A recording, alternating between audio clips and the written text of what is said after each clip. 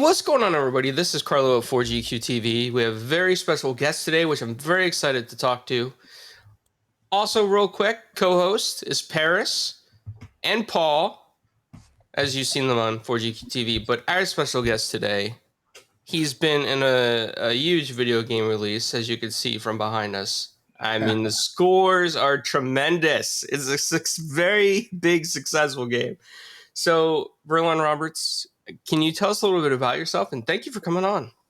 Yeah, great to meet you guys. I appreciate you having me on. Name's Verlon. I am an actor and a writer. I am a Marine Corps veteran. I'm a father. I'm a mentor. I'm a husband. I'm a human like you guys, just trying to find happiness and success and balance every day. So, yeah, I'm just a small town kid that had big dreams and didn't see doorways to that. And now in my second half, I'm trying to open some of those doorways, man. That's who I am. Nice. You mentioned veteran. Did you serve in the Marine Corps, I believe? Yep.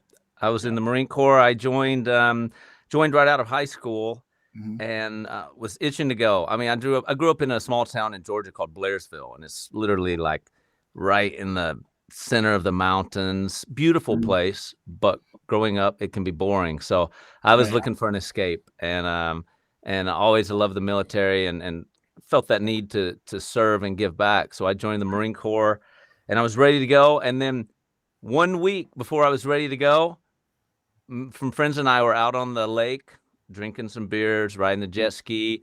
Broke my collarbone, messed my shoulder up. I had to call my recruiter. Like that week, I was about to ship to boot camp. Hey, Sergeant Allen. Yeah, I'm not gonna be able to go to boot camp. I'm in the emergency room. So, yeah. So I had to put that on hold for a few months, and I healed up and eventually got to go. But yeah, I was in for 20 years, and I retired, and I owe a lot to the Marine Corps. I grew up without a father, so I always kind of felt like there was a lot of things I was lacking, discipline, structure. My mom was terminally ill, and she didn't have the capacity to be there in that sense. So the Marine Corps gave me a lot. It gave me my drive and discipline that now, as I pretty new into the acting world, only a few years in. Oh wow, that tenacity and that drive and that discipline that the Marine Corps gave me. Wow, it's paying off now. Awesome. Yeah, it can be intense. Like I was in the Navy for 8 years, so I totally understand and feel you on sort of like growing. Like, I grew up without a father, also, so it's sort of like when you meet other people in the military, it's like a whole bunch of similarities of growing up, like parents or whatever, and no father figures and stuff like that. So, and that's sort of where the bond and things like that come from, and it's pretty cool. I love talking to fellow veterans and stuff like that. So that's awesome. Thank you for your service too. So yeah, thank you, man. Yeah. So I gotta say, definitely thank you for your service as well, and sorry to hear about everything that you had to go through to get where you are today. But certainly glad that now that you're sharing your skills with the world in your acting and voice acting. And I have to ask you this question: how did you get into voice acting?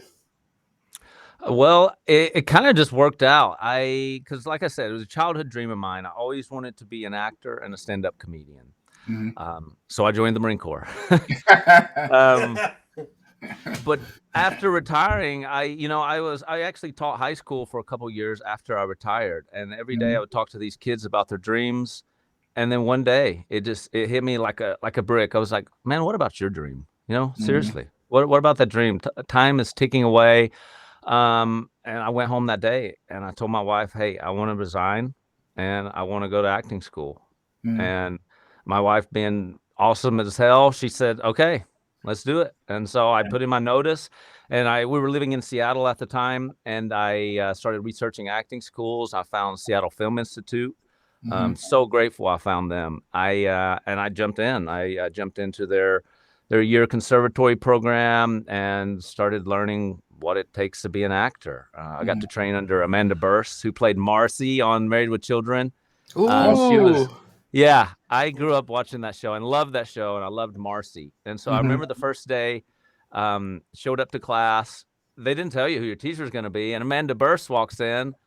I was stoked. So I got to Yeah. train with her for an entire year. And at the end of that school, they have a talent showcase, and they bring in all the agents in Seattle, and they watch us perform. I was blessed and lucky enough to get signed with Topo Swope, which is a great talent agency in Seattle, and boom, I think it was my first big audition. I think there was like a couple non-union industrials that I may have done, but this was my first big audition out of school, and I get the script, and it's all secret, but I know the terminology because I grew up on the game, and I was like, oh wow, this is for Halo. And just the script that they gave us to read and everything played right in line with the Marine Corps and what I did in the Marine Corps. I was in the infantry, so I don't know, it just connected with me. I was like, hey, I know this Spartan, yes. And so I did the tape with a buddy of mine, Cade, who's also in the game. And he auditioned as well. So we did the recording together, and we both booked it. And then that was like my first taste with voice acting and mocap. And then from there, I just kind of fell in love with it. I mean, the whole experience with 343 and doing the mocap, it was magical. So then I started looking more into voiceover and realizing that it's a whole nother world. You have TV and film acting, commercial acting, voice acting is a whole new beast. And there's so much out there, and I'm still, trying to break into that here in LA. But yeah, it's what excites me about that is I'm not getting any younger. And I mean, you can do voice acting well into your, 70s, 80s, or even longer. So yeah. There's I a gotta lot say of that year delay must have killed you when you couldn't tell anybody what you'd done. Oh yeah. Yeah. Yeah, especially at first, because at first it was so fresh and exciting and new, and then other projects come along, and then it kind of loses that steam a little bit. But oh yeah, at first I was I was like a kid again, like going back to the little version of me playing the very first Halo. That's awesome. That's really cool. Yeah, that's an incredible story right there. Now, have you had a chance to take a break and play some Halo since you voice acted in it? Yeah, I have. I've played. Well, as soon as the beta came out, I downloaded it. Like I said, I have children. I have 4-year-old twins.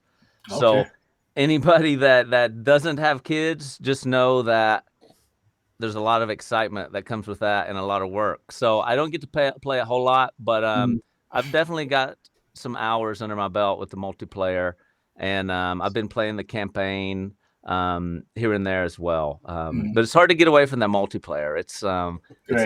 It's pretty fun. But yeah, I've been playing some pockets. I'm trying to stay away from all the spoilers, because I mean, some people beat the campaign in like 6-8 hours, and yeah, there you go. You're one of them. So there's a lot of spoilers out there. So I'm trying to stay away from it. I just taking my time through the campaign and really soaking in that world, because they 343 created something pretty awesome, and it's fun to explore every little detail. Right. Yeah. So I'm curious, have you played it in front of your kids? Have they gone, that's Daddy's voice coming out of the TV?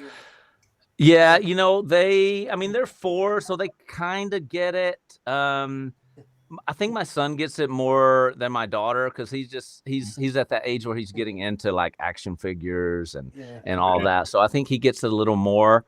But yeah, I've showed him a little bit. I didn't introduce him to all the grand Halo violence, but I did show them a little bit. They probably like my daughter.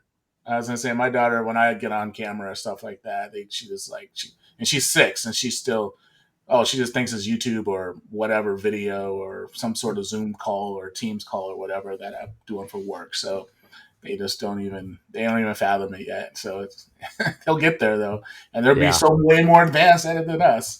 It's gonna be crazy. Oh So yeah, I think about that all the time. 343 going to give you an action figure so you can. Yeah, well, I mean, I know, like even before this game came out, I think Mega Bloks had a couple of like just purple Spartans that they called Spartan Griffin. But as far as anything that looks like me or anything, I'm not sure. Yeah. But the other day it was funny. My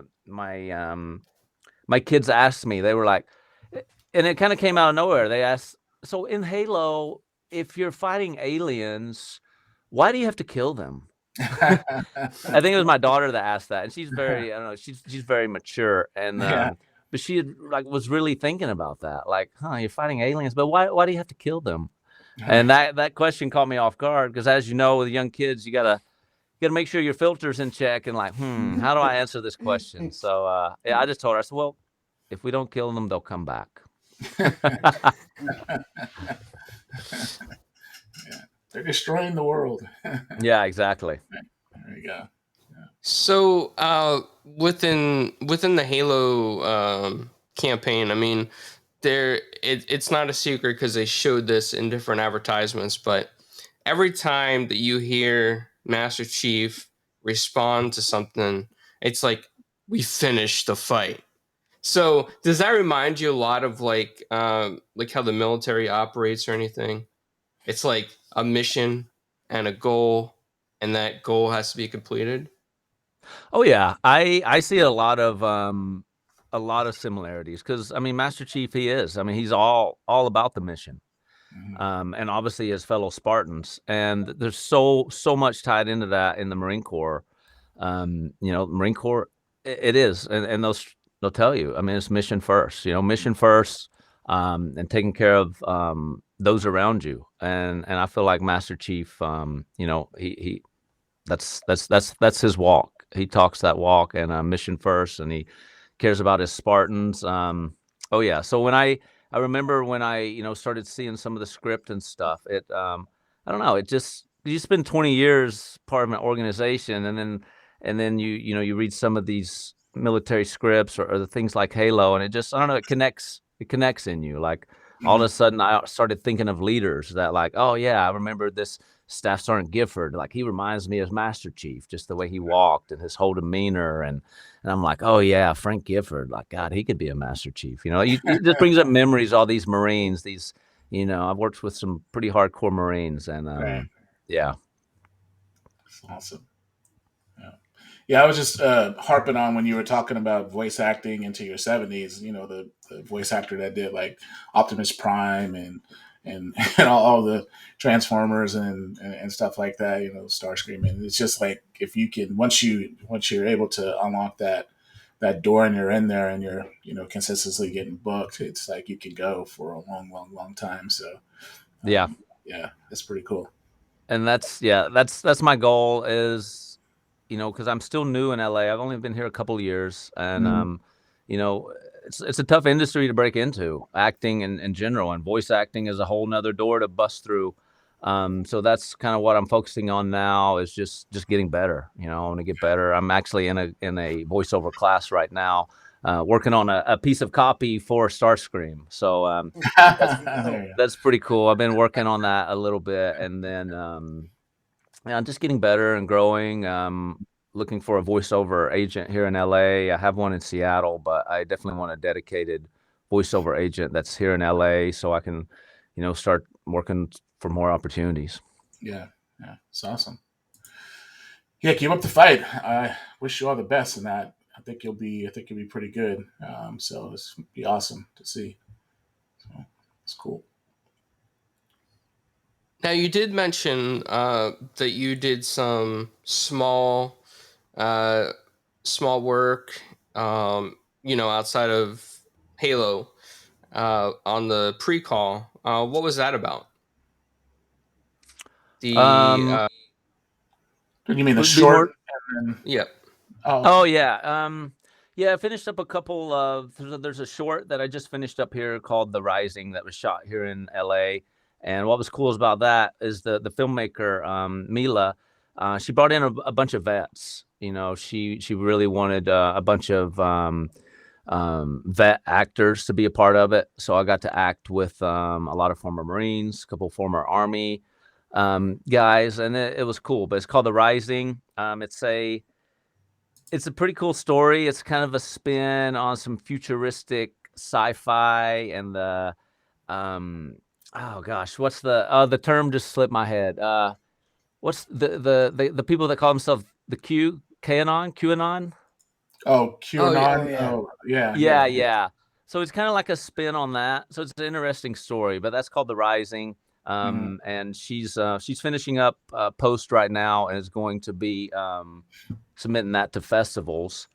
And then I just finished a project in Portland called Half Sisters. It's a feature. It's a thriller, and I was stoked for that because living in the Pacific Northwest for 3 years and seeing like that there's not a lot of major TV and film being shot there.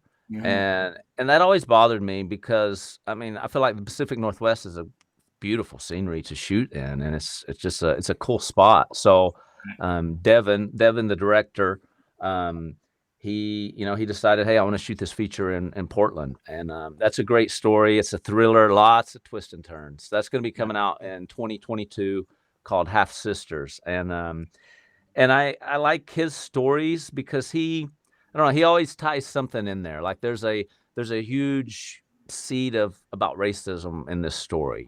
He could have just, all his stories seem to have some type of impact. So keep an eye out for that. Half Sisters. It's going to be good. But I played a small town police officer in that was just kind of maybe kind of lazy, not the greatest at his job.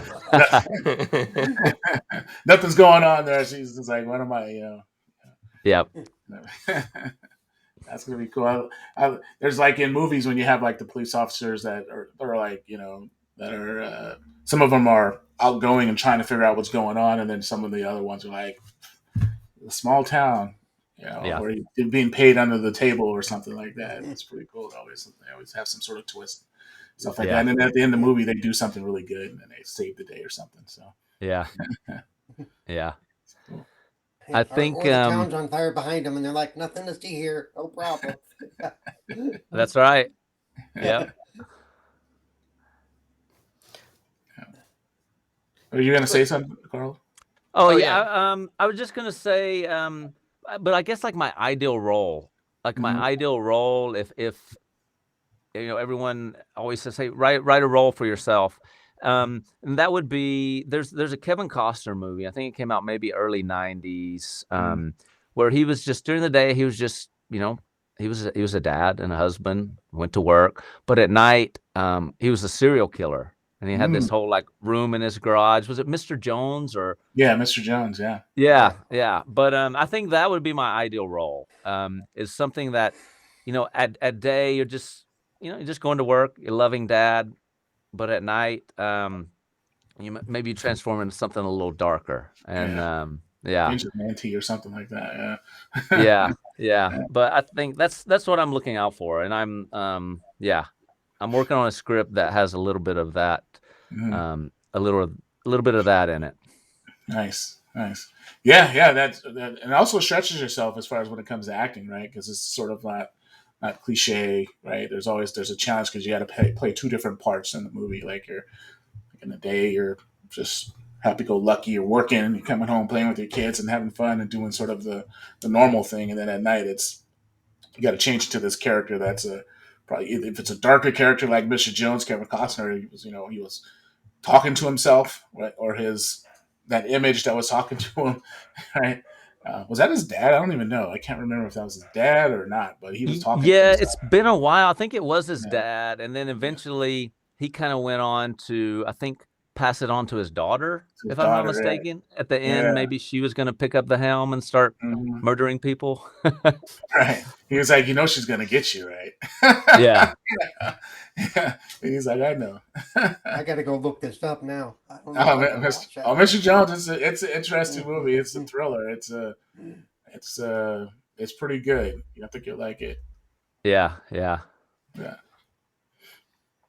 So I know that you mentioned that you got to meet and I forget her name, forgive me, but from Married with Children in your class. Have you ever run into anyone else yet in the industry that you've looked up to, or maybe this is somebody that you saw on TV and like, wow, I know you from so and so? No, I haven't. There's not a lot of celebrity run-ins. My very first time that I was stationed in San Diego. I just got stationed in San Diego, and I'd never been to LA or Hollywood. This was, oh God, this was probably 10, 11 years ago. And so I wanted to come up to LA and, walk around Hollywood. Came up there. The only celebrity I saw during that weekend, well, maybe I shouldn't say celebrity, but was Ron Jeremy. Yeah. So that was my first time like seeing someone that like, hey, I've seen your work, man.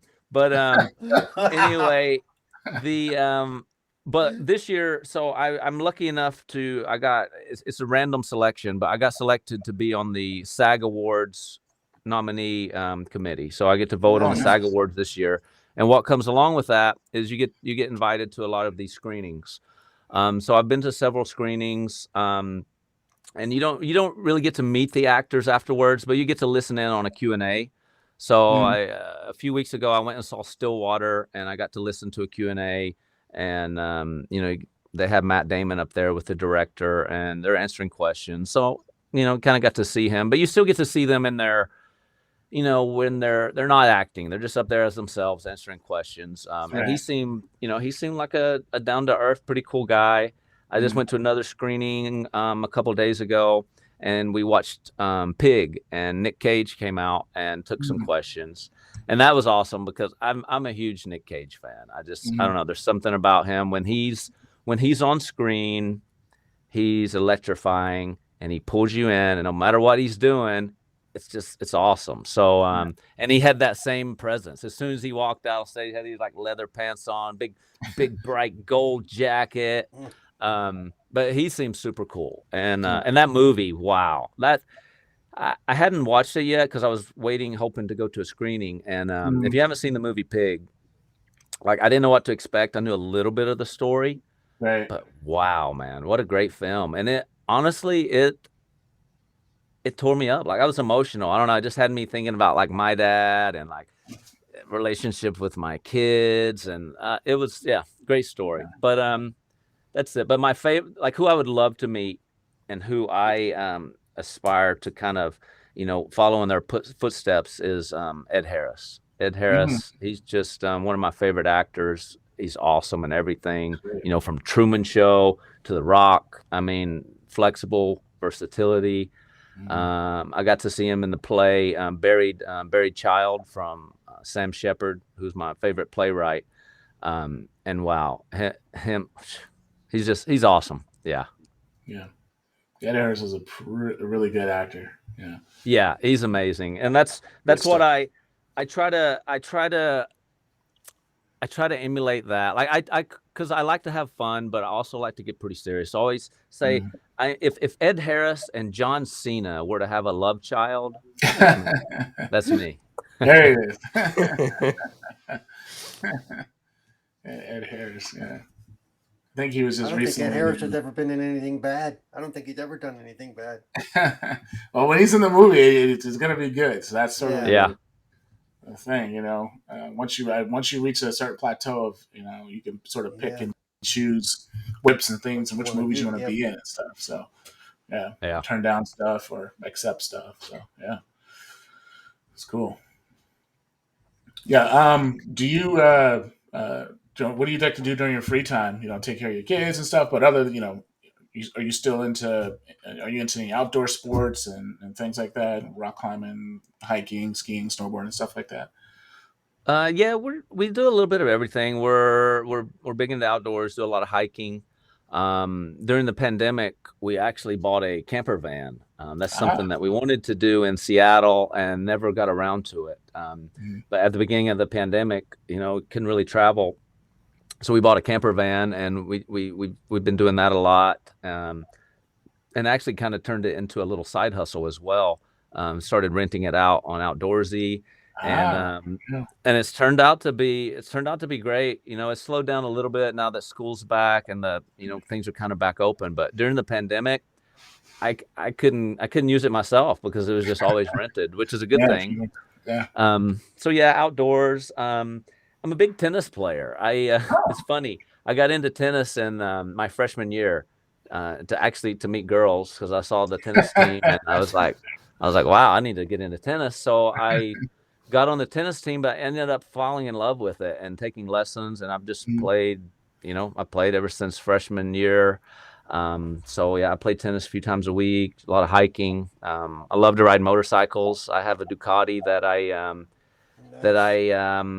ride a lot, and it's kind of part of my prep. So if I'm working on a character, it's one of my favorite things to do is like once I have a grasp of who they are and what they want and everything going on is I like to just go on a ride as that character. If I was that character and I'm on my motorcycle, because that's when you do a lot of your thinking and soul searching, and you just you see the world and let it impact you. So I try to do that as that character and how they would go on a ride and how they would take in the world.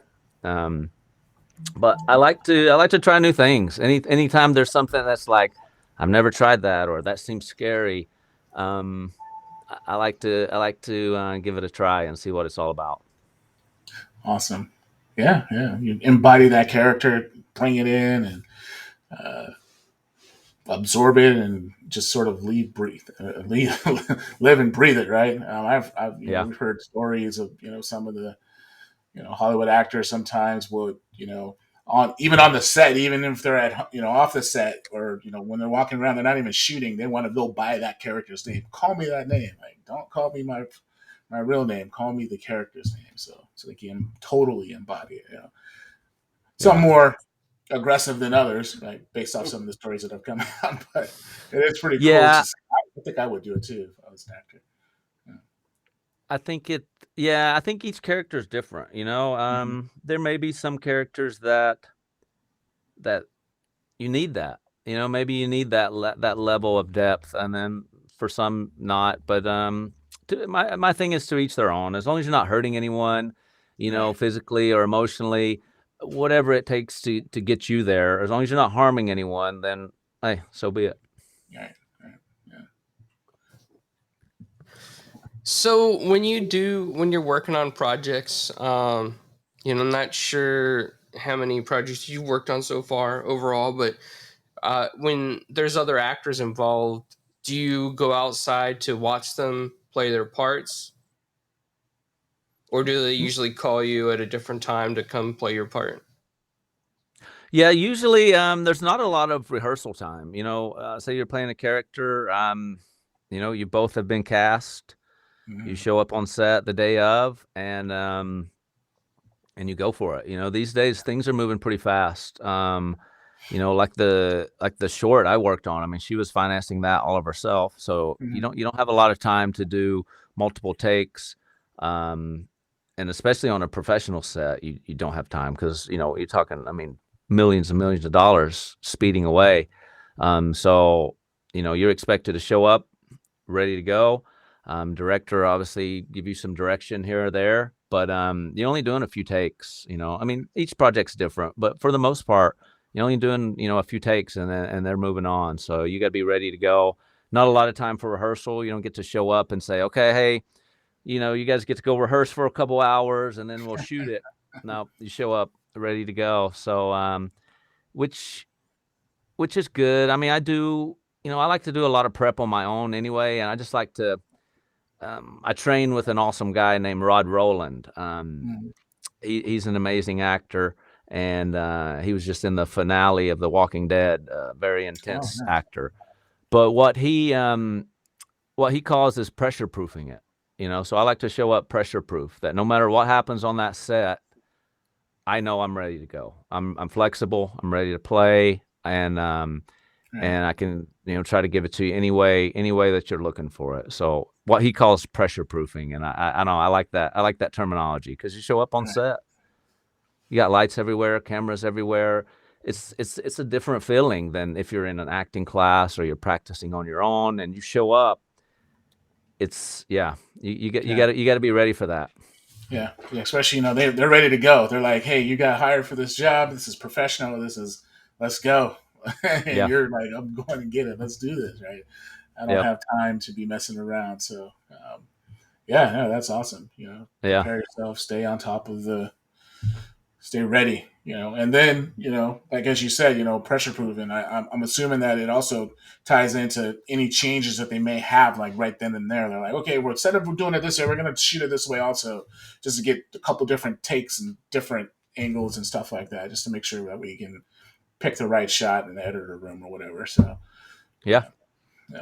There's a lot that goes into it. I mean, it's all it's just like anything else, though. It's a team, and if every person on set isn't doing their job, then it's not going to work. So, if there's a show or a movie that you love that just everything is amazing, just know that every single person that worked on that was bringing their best, and it all came together, because there's so many moving pieces. That was probably the biggest thing for me is like, I had an idea what acting was and everything, but then you go into acting school and then you actually get on these sets and you pull back the curtains on really what it is to make something.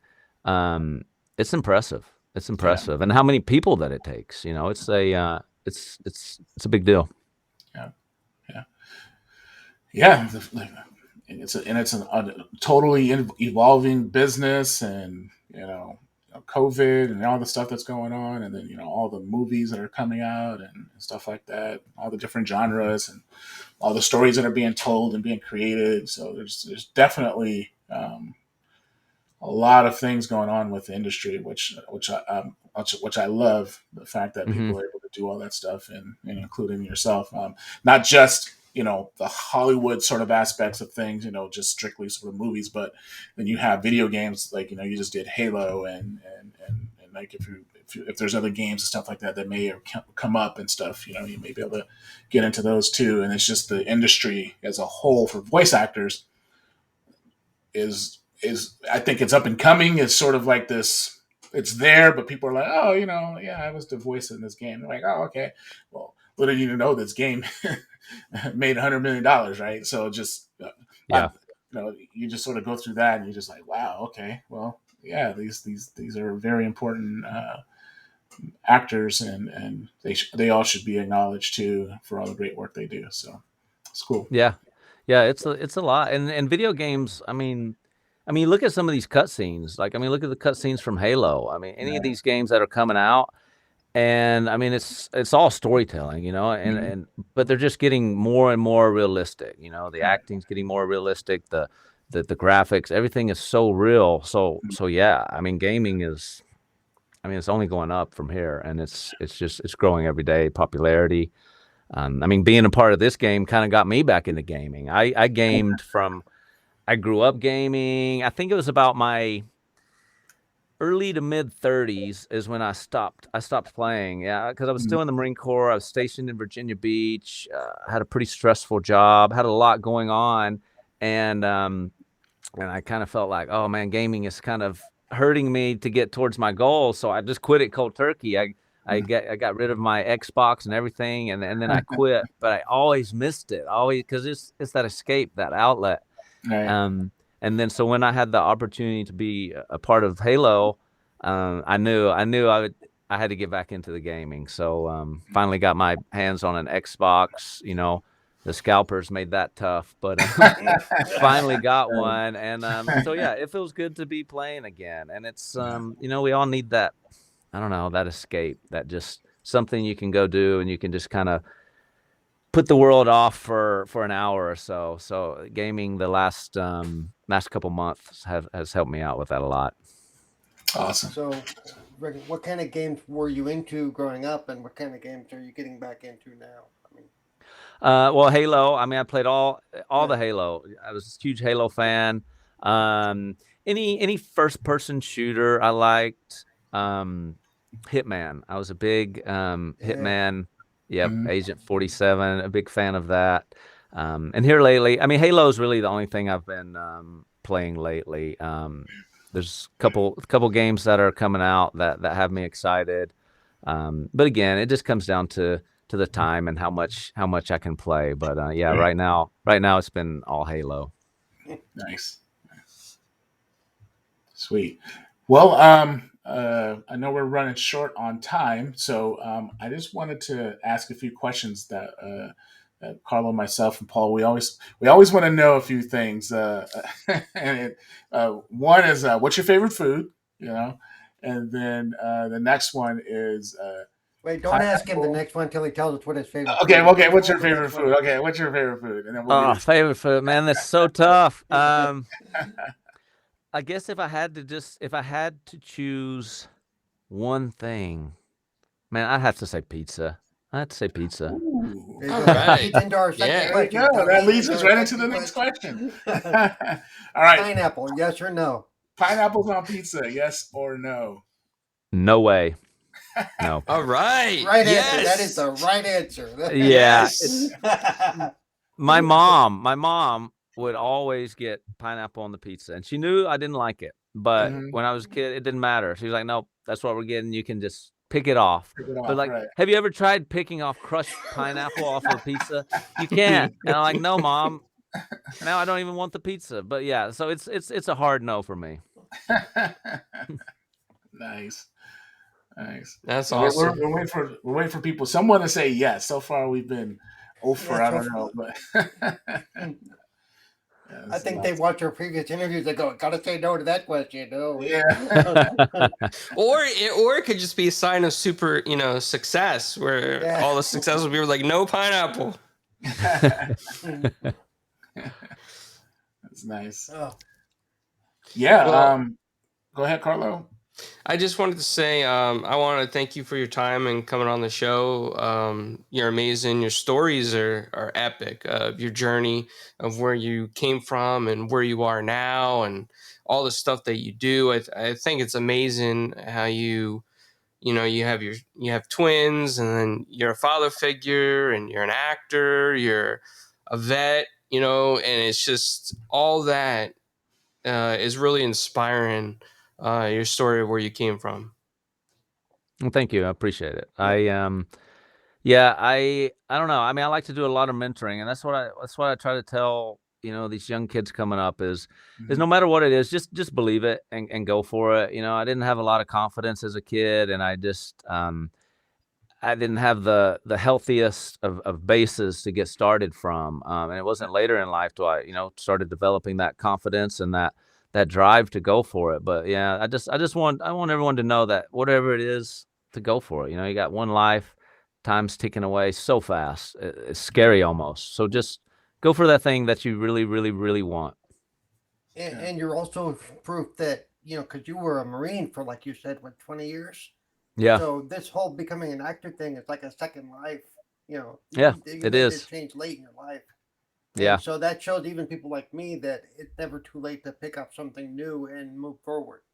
Yep. Exactly. You don't know until you try, and that's right. That's where I'm at. I started this journey about 3 years ago, and I told myself I was going to go all in with it and do my best and see where it got me. And so far I'm happy. I mean, even if I didn't book anything else ever again, I'm happy of the things that I have got to be a part of and get to be a part of Halo. I feel like I've already won, Right. So whatever happens from here on out is bonus. So I'm just, stoked.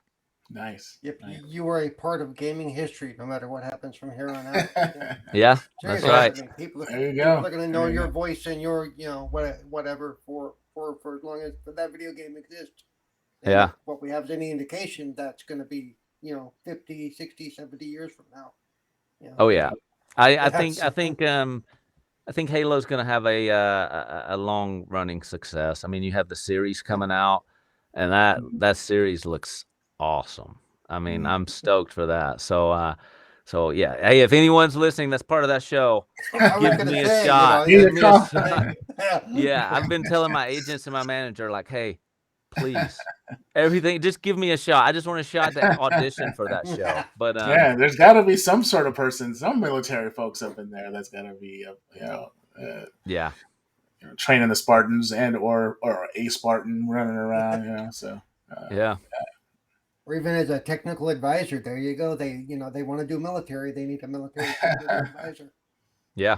I have some buddies that do that.